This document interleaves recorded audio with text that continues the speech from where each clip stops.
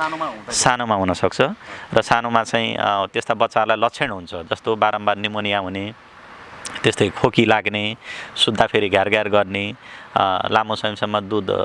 चुस्न नसक्ने, यस्ता लक्षण भएका बच्चाहरूलाई चाहिँ मुटुको रोग छ कि छैन भनेर चाहिँ हामीले कन्फर्म गर्नै पर्छ। फेरि जस्तो अल्कोहलले चाहिँ यदि मुटुको रक्तनली अर्थात् coronary artery disease mild to moderate भनेको मतलब 1 to 2 पेक्समा खायो भने चाहिँ त्यसलाई खासै असर पार्दैन, यसले एन्टिअक्सिडेन्टको रूपमा काम गर्छ। युजली रेड वाइनले भन्ने एउटा चाहिँ स्टडिजहरू चाहिँ निकालेका छन्, इभन हामीले टेक्स्ट बुकमा पनि हामीले पढेका छौँ। तर यो वाइनले त्यो कोरोनरी आर्ट्रीलाई एन्टिअक्सिडेन्टको रूपमा फाइदा पुऱ्याए पनि जुन मुटुको मायोकार्डियम भन्ने मसल हुन्छ, लेयर हुन्छ, त्यसलाई चाहिँ असर पार्छ। र हामीले धेरै बिरामीहरू देखेका हुन्छौँ हस्पिटलमा जुन चाहिँ नियमित रूपमा लामो समयदेखि चाहिँ जुन रक्सीको सेवन गरेर आउनुभएको छ, उहाँहरूको ज्यान सुनिने, कलेजोहरू फुल्ने, त्यसै गरेर पेट सुनिने देखिएका छौँ। र यसमा एउटा कारण चाहिँ मुटुको कार्डियोमायोप्याथी अर्थात् मुटु फुल्ने रोग हो, जुन चाहिँ रक्सीले नै निभाउँछ। त्यसमा पनि हामीले देखेका छौँ। इभन तपाईँले माइकल ज्याक्सनहरूको तपाईँले हिस्ट्री पनि हेर्न सक्नुहुन्छ। उहाँहरू पनि यिनै बिस्तारै यिनै चिजहरूको चाहिँ सेवन गर्दा गर्दै जस्तो ड्रग एब्युजहरू हुँदाहुँदै तिनै ड्रगहरूले चाहिँ इभन कोकेन भन्ने चाहिँ एउटा सबसे डेन्जरस एउटा ड्रग हो, जसले चाहिँ मुटुको कोरोनरी आर्ट्रीलाई चाहिँ खुम्चाइदिन्छ र सडन हार्ट एट्याक गराइदिन्छ यो मुटु सम्बन्धी रोगहरू। तर उनीहरूले चाहिँ अवेरनेस बढी चलाए ताकि उनीहरूले चाहिँ एक्सर्साइजमा फोकस भयो, डाइटमा फोकस भयो, कुनै रोगहरू प्रेसर सुगर छ भने त्यसलाई नियन्त्रणमा राख्नुपर्छ भन्नेको चाहिँ अवेरनेस बढ्यो। यस कारणले गर्दाखेरि त्यहाँ चाहिँ त्यसको मात्रा बिस्तारै कम भएको छ भने नेपाल, इन्डिया अर्थात् पाकिस्तान, यी अर्थात् बङ्गलादेश यस्ता एसियन कन्ट्रिजहरूमा चाहिँ स्टिल अवेरनेसको जुन ल्यागिङ छ, त्यसको कारणले गर्दाखेरि चाहिँ यी मुटु रोगहरू बिस्तारै बढ्दो क्रममा देखिन्छ। प्रत्येक 10,000मा करिब 150 देखि 200 जना मुटुका बिरामी छन् भनेर कुनै कुनै डाटाले देखाएको छ। र पहिलाको प्रारम्भिक वर्षमा भन्दा करिब 5-10 वर्षमा यसको प्रतिशत अझ बढेर गइराखेको छ। अब विभिन्न मुटुका बिरामीहरू छन्, त्यो चाहिँ यत्रतत्र छरिएर बसेका छन्, कुनै जनरल हस्पिटलमा, कुनै मेडिकल कलेजमा, कुनै क्लिनिकमा। र मैले कति प्रिस्क्रिप्सनहरू बाहिरबाट आएका देख्छु जसमा चाहिँ मुटुको एक्चुअली रोगको सिभिरिटी कति हो, त्यसको गम्भीरतापन कति हो, र कतिमा ट्रिटमेन्ट पद्धतिहरूमा धेरै बिमेल भएको अर्थात् अनमेल भएको चाहिँ मैले देखेँ। त्यस पछाडि मलाई पर्सनली के फिल भयो भन्दाखेरि यस्ता जब हामीले यति लेभलको पढाइ गरिसकेका छौँ र राम्रो कार्डियोलोजिस्टको टिम छ भने हामीहरू मिलेर यिनै मुटुका रोगीहरूलाई चाहिँ विशेष सुविधा किन नदिने भन्ने सोचले चाहिँ हामीले चितवन मुटु अस्पताल चाहिँ स्थापना गर्ने चाहिँ हामीले एउटा निर्णय गऱ्यौँ।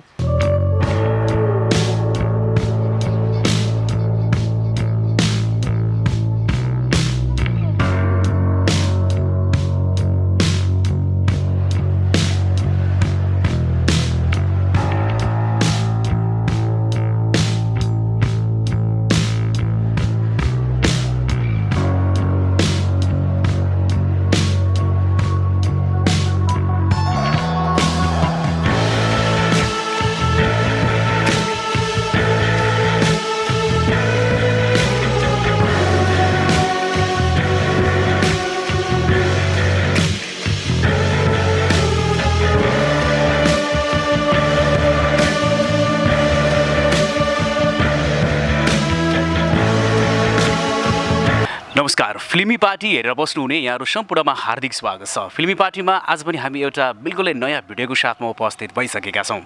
दर्शकबिन, आज हामी अलिकति स्वास्थ्य क्षेत्रसँग रहेर चर्चा परिचर्चा गर्न लागिराखेका छौँ र आज कुराकानीको लागि मुटु रोग विशेषज्ञ डाक्टर शङ्कर लौडारी हाम्रो साथमा हुनुहुन्छ। पछिल्लो समयमा उच्च रक्तचापका रोगीको सङ्ख्या धेरै बढिराखेको अवस्था छ। यो रोगले बालबालिका पनि भन्दैन, वयस्क पनि भन्दैन र वृद्ध पनि भन्दैन।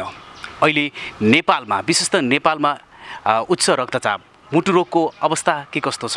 यसको बारेमा केही कुराकानी गर्नको लागि हाम्रो साथमा हुनुहुन्छ डाक्टर शङ्कर लौडारी। हामी उहाँसँग केही कुराकानी गर्न लागिराखेका छौँ।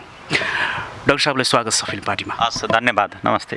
आराम हुनुहुन्छ? हजुर, आरामै छ। यो दैनिक दिनचर्या कसरी बितिराखेको छ अलिकति बताइदिनुहोस् न। अब अहिले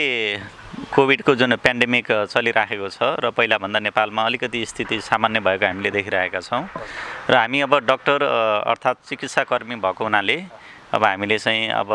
पहिलाभन्दा अहिले पेसेन्टको लोड बिस्तारै बढ्दै गइरहेको छ र विशेषतः हामी अस्पतालमै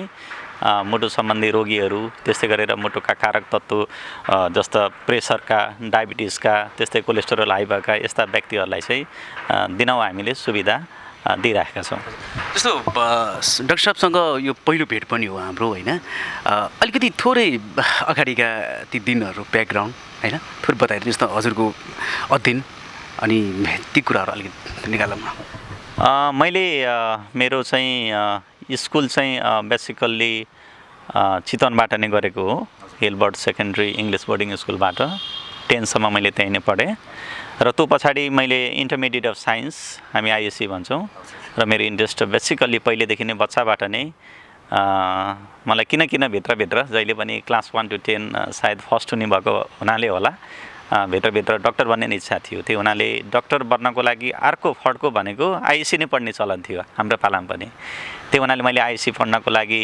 चितवनमा भन्दा काठमाडौँमा बेटर हुन्छ कि भन्ने हाम्रो सोच थियो, बुवा आमाको अर्थात् आफ्ना रिलेटिभ्सहरूको सोचअनुसार मैले सिद्धार्थ वनस्थली इन्स्टिच्युटमा 11 र 12 अर्थात् त्यो बेलाको आइएससी मैले सम्पन्न गरेँ। त्यस पछाडि डक्टर बन्नको लागि अर्को सबसे कडा चाहिँ स्टेप भनेको चाहिँ एमबिबिएस। त्यसको लागि अब हामीले प्रिपेरेसन मेडिसिनको प्रिपेरेसन क्लासहरू पनि चाहिन्थ्यो। एमबिबिएसको हामीले कोचिङ क्लासहरू लिने गरिन्थ्यो, एउटा ट्रेन्ड नै थियो सबै, र मैले पनि त्यही अनुसार नै त्यसको लागि कोचिङ क्लासहरू लिएँ र पहिलो एटेम्पमै मैले जुन नेपाल सरकारको छात्रवृत्ति स्किममा स्कलरसिपमा एमबिबिएसको लागि चाहिँ नाम निकालेँ र मिनिस्ट्री अफ एडुकेसन मार्फत मैले चाहिँ काठमाडौँ युनिभर्सिटी अन्तर्गतको कलेज अफ मेडिकल साइन्सेस भरतपुरबाट एमबिबिएस सम्पन्न गरेँ 2004 मा। त्यो पछाडि मेरो इन्ट्रेस्ट भनेको अब एमबिबिएस मात्र गरेर डक्टरको पढाइ चाहिँ सिद्धिन्न, किनभने त्यो बेलामा पनि एमडी एमएसको चलन आइसकेको थियो। अनि मैले चाहिँ अब एमडी एमएस सकेसम्म छिटो गर्नुपर्छ भन्ने सोच थियो। त्यो हिसाबले मैले पनि अब बिस्तारै प्रिपेरेसन गर्न थालेँ र केही समय चाहिँ नेपाल सरकारको हामी स्कलरसिपमा पढेको हुनाले 2 वर्ष जस्तो चाहिँ हामीले सरकारी अस्पतालहरूमा काम गर्ने एउटा प्रावधान थियो। त्यस हिसाबले मैले बिपी कोइराला मेमोरियल क्यान्सर अस्पतालमा 2 वर्ष मेडिसिन अङ्कोलोजी डिपार्टमेन्टमा बिरामीहरूलाई चाहिँ आफ्नो सेवा प्रदान गरेँ। तत्पश्चात मैले 1 वर्ष चाहिँ युएसको United States medical licensing exam भन्छ, त्यसको लागि मैले स्टेप 1, स्टेप 2, स्टेप 3 पनि क्लियर गरेँ र एमडीको लागि फेरि मैले प्रतिस्पर्धा नेपालमै गर्दाखेरि फेरि स्कलरसिपमा मैले काठमाडौँ युनिभर्सिटी अन्तर्गतको यहाँ चितवनबाट 2011 मा मैले एमडी सम्पन्न गरेँ र एमडी पढ्दाखेरि करिब फाइनल इयरमा इन्ट्रेस्टिङ कुरा के छ भन्दाखेरि त्यो बेलासम्म हामीलाई नेपालमा सुपर स्पेसलिटीको जस्तो कार्डियोलोजी, नेफ्रोलोजी, पल्मोनोलोजी, रिमेटोलोजी, इन्डोक्राइनोलोजी आदि विषयको पढाइ चाहिँ नेपालमा सुरु भएको थिएन। तर करिब म फाइनल इयरमा पुग्दाखेरि पहिलोपल्ट चाहिँ कलेज अफ मेडिकल साइन्सेसबाट नै न्युरोलोजी र कार्डियोलोजी र नेफ्रोलोजी यी 3टा विषयमा चाहिँ नेपालमै पहिलोपल्ट डिएम कोर्सको चाहिँ प्रारम्भ भएको थियो। त्यो बेलामा बल्ल मलाई मेरो दिमाग पनि के सेन्सिटाइज भयो कि मैले पढेको एमडी मात्र कि नेपालमा काफी रहन्छ।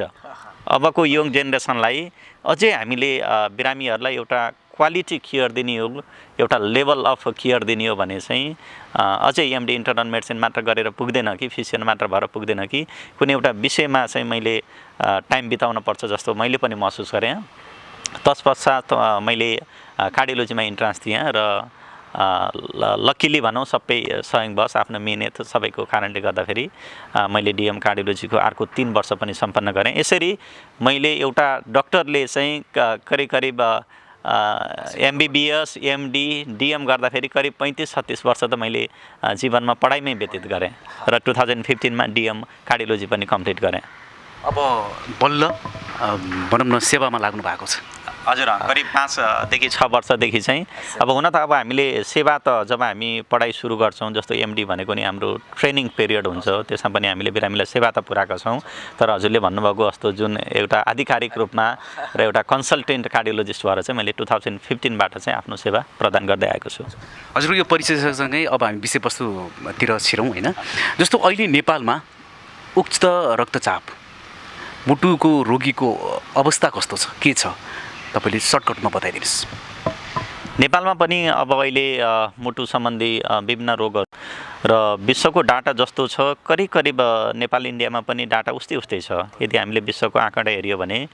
विश्वभरिमा नम्बर 1 किलरमा अहिले पनि मुटु तथा मुटुका रक्तनली सम्बन्धी रोगहरू नै आउँछन्। त्यो हुनाले कुनै व्यक्तिको एउटा मृत्यु भयो भने 1/3 कजमा मुटुको कजले नै हुन्छ।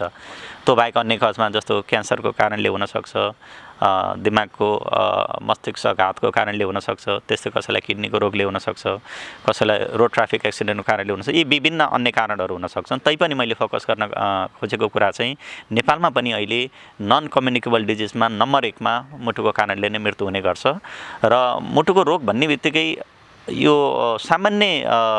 व्यक्तिहरूले बुझ्दाखेरि एउटा कुरा हो भने हाम्रो विषयमा जाँदाखेरि चाहिँ प्रवेश गर्दाखेरि मुटुको रोग भनेको ठुलो विषय हो। किनभने मुटुको रोग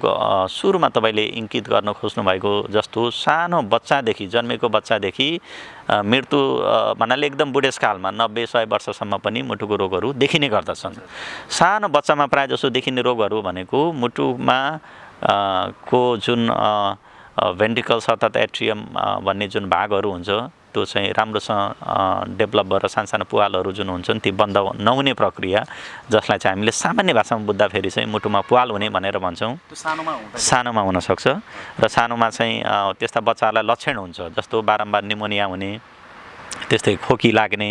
सुत्दाखेरि घ्यार गर्ने, लामो समयसम्म दुध चुस्न नसक्ने, यस्ता लक्षण भएका बच्चाहरूलाई चाहिँ मुटुको रोग छ कि छैन भनेर चाहिँ हामीले कन्फर्म गर्नै पर्छ। किनभने एउटा कमन कारण भनेको चाहिँ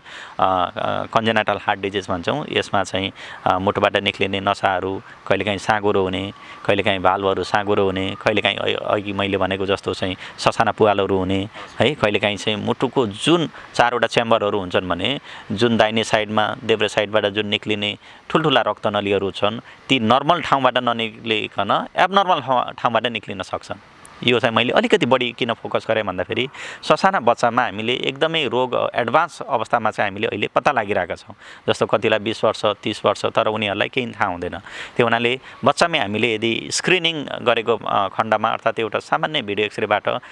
स्क्रिनिङ गरेको खण्डमा यस्ता रोगहरू चाहिँ हामीले डायग्नोसिस गर्न सक्छौँ। त्यो बाहेक अन्य मुटुका रोगहरू प्रायः जसो हाम्रो जीवनशैली भन्ने बित्तिकै हाम्रो लेभल अफ फिजिकल एक्सर्साइज, हाम्रो खानपिन, त्यस्तै गरेर जुन आफ्नो ह्याबिट्सहरू ब्याड ह्याबिट्सहरू, यी विभिन्न कारणले गर्दाखेरि चाहिँ हामीले निम्ताएका रोगहरू जसलाई हामी एक्वायर्ड हार्ट डिजिज भन्छौँ। एउटा मैले क्वेसन के सोध्नु भने जस्तो उमेर अनुसारको लक्षणहरू देखा पर्छ सुनिएको छ, पर्छ भन्छन् सुनिएको छ। ठ्याक्कै अहिले तपाईँ यहीँ नजिकै हुनुहुन्छ होइन, यो प्रत्येक उमेरमा उमेर अनुसारको कस्ता किसिमका लक्षण हुन्छ? बच्चालाई, वयस्कलाई, वृद्धलाई छुट्टा किसिमका लक्षण हुने हो कि के हो? त्यो पनि बताइदिनुहोस् न क्लियर। लक्षणहरू चाहिँ मुटुको रोगमा सामान्यतया जुनसुकै उमेरको भए पनि उस्तै लक्षण हुन्छन्। जस्तो सामान्यतया मुटुको लक्षण भनेको के हुन्छ? ससाना बच्चाहरू छन् भने सास फेर्न गाह्रो हुने, खोकी लाग्ने, त्यस्तै गरेर युवक छ भने पनि उसलाई पनि सास फेर्न गाह्रो हुनसक्छ, खोकी लाग्न सक्छ। त्यस्तै यदि हृदयघातहरू भएको छ भने उसलाई छाती दुखाइ हुन्छ। प्रायः जसो यो छातीको अघिल्लो भागमा बिचको भागमा केही कुराले चाहिँ प्रेसर दिएको, दबाब दिएको जस्तो चाहिँ महसुस हुन्छ। अलिकति हिँड्ने बित्तिकै चाहिँ दम बढ्ने हुन्छ, छातीको दुखाइ चाहिँ अझ बढ्ने गर्छ र त्यो दुखाइ कहिलेकाहीँ देब्रे साइडमा जाने गर्छ। र कति बिरामीहरूलाई मुटुको ढुकढुकी हुन्छ, कतिलाई चक्कर लाग्ने हुन्छ, कतिलाई बेहोस पनि हुन सक्छ। र कसैको चाहिँ के हुन्छ, जुन रगतहरू बिस्तारै शरीरमा चाहिँ युजली जुन रातो हुनपर्छ फिङ्गर्सहरू अर्थात् खुट्टाहरू, त्यो चाहिँ अलिकति निलो कलर हुने, जसलाई हाम्रो मेडिकल भाषामा साइनोसिस भन्छौँ। र कसैलाई मुटुको कारणले इभन जन्डिस पनि हुनसक्छ। यो अचम्मको कुरा लाग्न सक्छ। हामीले जन्डिस भनेको सधैँ कलेजोको रोगमा मात्र लाग्छ भन्छौँ, तर यदि मुटुको रोग छ भने, मुटुको दाहिने साइडको हार्ट फेलर छ भने त्यसले कलेजोलाई असर पार्छ र जन्डिस पनि देखा पर्न सक्छ। त्यस्तै अर्को समस्या भनेको ज्यानहरू सुनिने, त्यसमा प्रायः जसो खुट्टाबाट सुनिने र बिस्तारै यो स्वेलिङ चाहिँ शरीरको पेटमा स्वेलिङ हुँदै जाने, फेसमा स्वेलिङ हुँदै जाने र सम्पूर्ण शरीर नै सुनिन जान सक्छ। यस कारणले मैले भन्न खोजेको के भन्दाखेरि विभिन्न उमेरमा यी कुनै पनि लक्षणहरू हुन सक्छन्। बच्चा हुँदैमा कुनै एउटा स्पेसल सिम्पटम भन्ने हुँदैन। यो सिम्पटम बच्चामा पनि त्यस्तै हुन्छन्, अलिकति उमेर पाएका वृद्धहरूमा त्यस्तै हुन्छ र वयस्क उमेरमा पनि उस्तै लक्षण हुन्छ। तर कुनै सिम्पटम कुनै एज ग्रुपमा अलिकति फरक हुन सक्छ। जस्तो डाक्टर साहबलाई अर्को फेरि क्वेसन बनाउन सोध्न मन लाग्यो। जस्तो यो कामको तनावले होइन मान्छे अब दैनिक मानिसहरू काममा जान्छन् होइन आफ्नो कामतिर बढी ध्यान दिएका हुन्छन् होइन त्यो कामको तनावले चाहिँ यो मुटुलाई चाहिँ कतिको असर पुऱ्याउँछ मुटु रोग निम्ताउनको लागि कतिको असर पुऱ्याउँछ त्यो पनि अलिकति बताइदिनुहोस् न यो पनि एउटा कारक तत्त्व हो प्रायःजसो मुटुको रोग गराउनेमा हामीले ब्रोडली दुई किसिममा डिभाइड गर्छौँ एउटा भनेको चाहिँ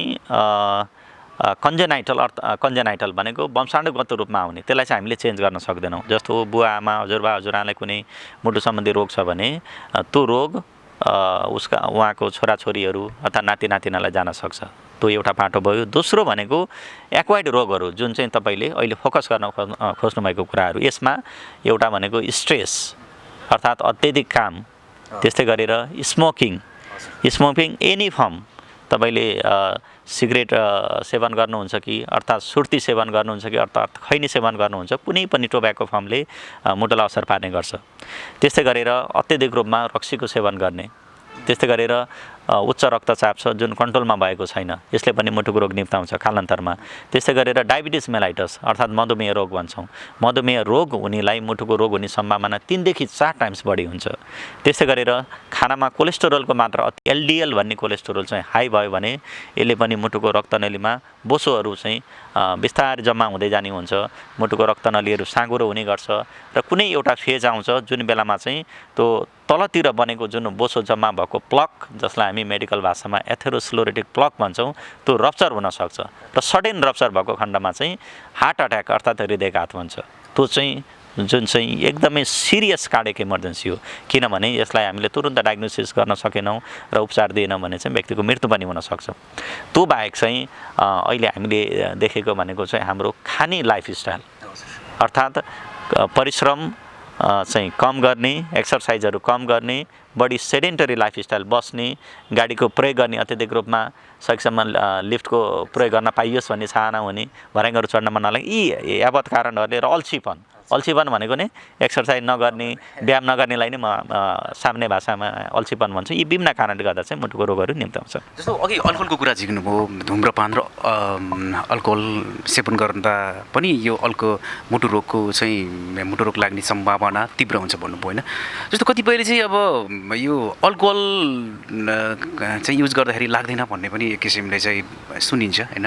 अब कति मात्रामा प्रयोग गर्ने भन्ने पनि सुनिन्छ यसको बारेमा अलिकति क्लियर गरिदिनुहोस् न विभिन्न स्टडिजहरू भएका छन् इन्टरनेसनल स्टडिजहरूले के देखाएको छ भन्दाखेरि जस्तो अल्कोहलले चाहिँ यदि मुटुको रक्तनली अर्थात् coronary artery disease mild to moderate भनेको मतलब 1 to 2 पेक्समा खायो भने चाहिँ त्यसलाई खासै असर पार्दैन यसले एन्टिअक्सिडेन्टको रूपमा काम गर्छ युजली रेड वाइनले भन्ने एउटा चाहिँ स्टडिजहरू चाहिँ निकालेका छन् इभन हामीले टेक्स्ट बुकमा पनि हामीले पढेका छौँ तर यो वाइनले त्यो कोरोनरी आर्ट्रीलाई एन्टिअक्सिडेन्टको रूपमा फाइदा पुऱ्याए पनि जुन मुटुको मायोकार्डियम भन्ने मसल हुन्छ लेयर हुन्छ त्यसलाई चाहिँ असर पार्छ र हामीले धेरै बिरामीहरू देखेका हुन्छौँ हस्पिटलमा जुन चाहिँ नियमित रूपमा लामो समयदेखि चाहिँ जुन रक्सीको सेवन गरेर आउनुभएको छ उहाँहरूको ज्यान सुनिने कलेजोहरू फुल्ने त्यसै गरेर पेट सुनिने देखिएका छौँ र यसमा एउटा कारण चाहिँ मुटुको कार्डियोमायोप्याथी अर्थात् मुटु फुल्ने रोग हो जुन चाहिँ रक्सीले नै निम्ताउँछ इभन तपाईँले मोडरेट एमाउन्ट खानुभयो भने पनि लामो समयसम्म खाँदाखेरि चाहिँ यसले मुटुको मांसपेशीलाई असर पार्न सक्छ को व्यक्तिलाई हुन्छ हामीले भन्न सकिन्न तर यस्ता बिरामीहरू हामीले अत्यधिक रूपमा पाउँछौँ यस हिसाबले म फेरि के फोकस गर्न चाहन्छु भने तपाईँले यदि अल्कोहलको सेवन गर्नु हुँदैन भने मुटुलाई फाइदा हुन्छ भनेर यसको सेवन चाहिँ कृपया नगर्नुहोला सकेसम्म यसलाई रोकेको नै राम्रो हुन्छ जस्तो यो थाहा छ अब मानिसहरूलाई चाहिँ थाहा छ अब अल्कोहल र धुम्रपानले गर्दाखेरि स्वास्थ्यमा चाहिँ गम्भीर असर पुग्छ मुटुलाई पनि असर गर्छ भन्ने थाहा हुँदाहुँदै पनि अहिलेको युवा पुस्ताहरू चाहिँ योतिर बढी केन्द्रित भइराखेको छ अब यसलाई चाहिँ न्यूनीकरण गर्नै सकिएको छैन ठुल्ठुला होर्डिङ बोर्ड टाँसे पनि र त्यो धुम्रपानको प्याकेटमा चाहिँ त्यो क्यान्सर लाग्छ भनेर त्यो आए तापनि तर त्यसलाई चाहिँ सही तरिकाले चाहिँ सूचना गइराखेको नभए हो कि युवा पुस्ताहरू चाहिँ त्यतातिर ध्यानै छैन कि यसबारे चाहिँ तपाईँ के भन्नुहुन्छ एउटा मुटु रोग विशेषज्ञ भएको नाताले चाहिँ के भन्नुहुन्छ यो नेपालको मात्र समस्या होइन कि यो विश्वभरि नै समस्या छ र यो एजमा कस्तो हुन्छ भन्दाखेरि युजली टिनेजर र यङ एजमा जुन कुराहरू गर्न हुँदैन भनौँ त्यो गर्दैमा के हुन्छ भन्ने एउटा इन्क्विजिटिभनेस चाहिँ हुन्छ र त्यही व्यक्तिलाई हामीले पछाडि देखेका हुन्छौँ इभन हामीले आफ्नो कन्टेम्पोरेरी साथीहरूलाई पनि देख्छौँ सुरुमा चाहिँ एउटा सर्टेन एज ग्रुपमा चाहिँ साथीहरूको लयमा लागेर र त्यो बेलामा एउटा जुन हर्मोनल इन्फ्लुएन्स हुन्छ, अलिकति म्याच्योरपन हुँदैन, यी विभिन्न कारणले गर्दाखेरि उनीहरू चाहिँ यस्तो कुलतमा लागेको देख्छौँ। र अहिले चाहिँ चुरोट मात्र होइन कि इभन ड्रग्सहरूको पनि मैले अत्यधिक सेवन चाहिँ मैले यङ जेनेरेसनमा देखेको हुन्छु र यी ड्रग्सहरूले पनि मुटुलाई असर पार्न सक्छ। इभन सडन हार्ट एट्याक हुनसक्छ। हामीले बिग सेलिब्रिटीहरू, इभन पप गायकहरू विदेशमा पनि हामीले देखेका छौँ। इभन तपाईँले माइकल ज्याक्सनहरूको तपाईँले हिस्ट्री पनि हेर्न सक्नुहुन्छ। उहाँहरू पनि यिनै बिस्तारै यिनै चिजहरूको चाहिँ सेवन गर्दा गर्दै जस्तो ड्रग एब्युजहरू हुँदाहुँदै तिनै ड्रगहरूले चाहिँ इभन कोकेन भन्ने चाहिँ एउटा सबसे डेन्जरस एउटा ड्रग हो, जसले चाहिँ मुटुको कोरोनरी आर्ट्रीलाई चाहिँ खुम्चाइदिन्छ र सडन हार्ट एट्याक गराइदिन्छ। त्यो हुनाले यदि यङ एज ग्रुपमा सडन हार्ट एट्याक भएको छ भने हामीले अन्य कारणहरू भन्दा पनि यी व्यक्तिहरूले कुनै अन्य ड्रगहरूको सेवन गरेको छ कि छैन भनेर चाहिँ हामीले हिस्ट्री लिनु अत्यन्तै इम्पोर्टेन्ट छ र त्यसको इन्भेस्टिगेसन गर्नुपर्ने आवश्यकता छ। त्यो हुनाले यो तितो सत्य हो। तर म चाहिँ के सजेस्ट गर्न चाहन्छु भन्दाखेरि यो ग्रुपलाई हामीले एडुकेसन सिस्टम मार्फत मात्र हामीले उनीहरूलाई मोडिफाई गर्न सक्छौँ। यसमा राष्ट्रको पनि एउटा दायित्व हुन्छ भने इभन हामी उसका फ्यामिली मेम्बर्सहरू, त्यस्तै गरेर चाहिँ जुन यो मास मिडिया हैन, उनीहरूले चाहिँ यो यस्तो भयो भने एउटा करिकुलममा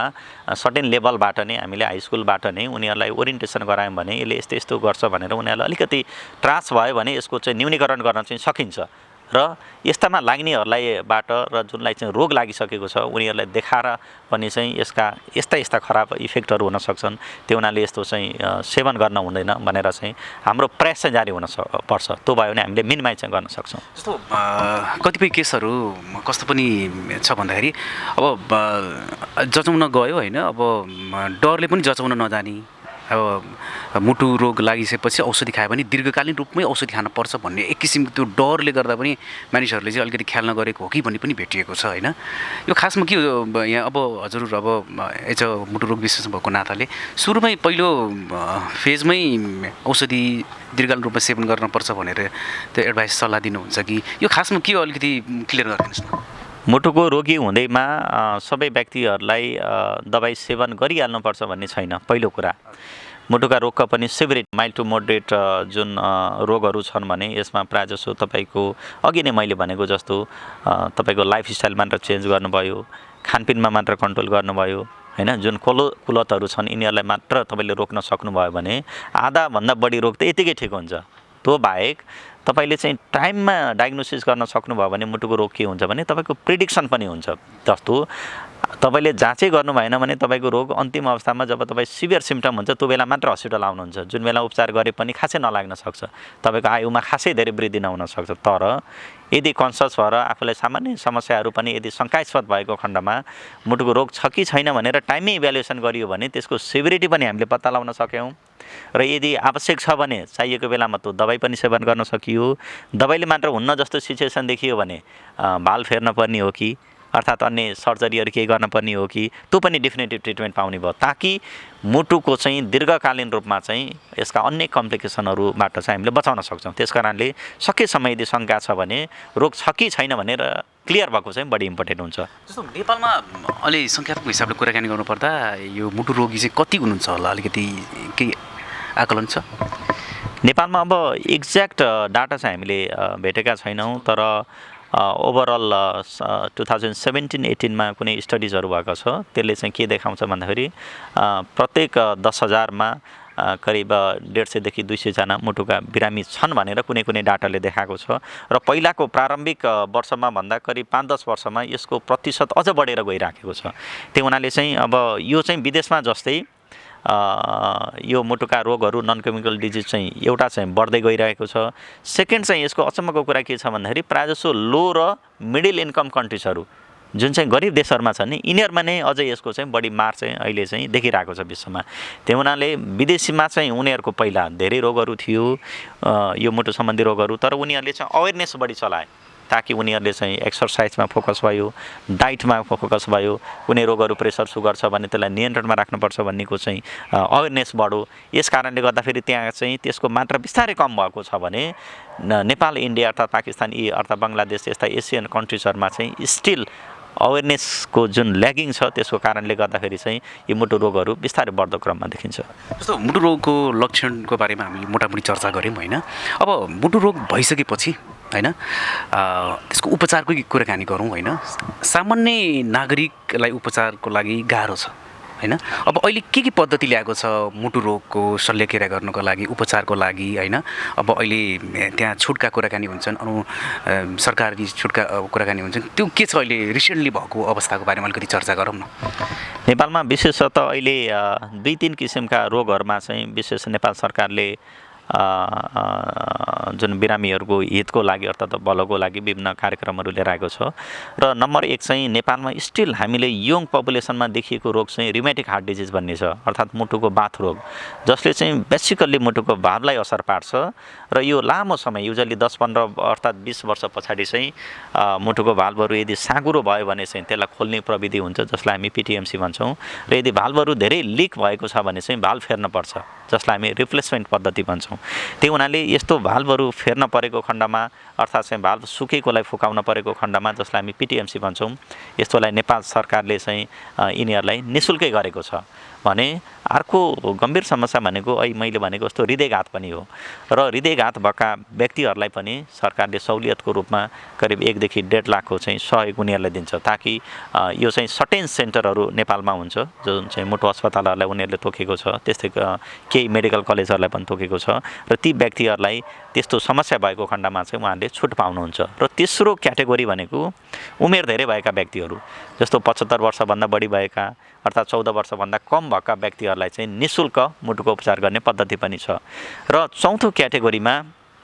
मुटुको धड्कन सम्बन्धी रोग जसलाई हामी हार्ट ब्लक भन्छौँ प्रायःजसो उमेर धेरै भएका व्यक्तिलाई हुन्छ र त्यस्ता व्यक्तिहरूलाई पेसमेकर राख्न परेको खण्डमा पनि नेपाल सरकारले निःशुल्क व्यवस्था गरेको छ प्रायःजसो सरकारी अस्पतालहरूमा जस्तो चितवनको कन्डिसनमा होइन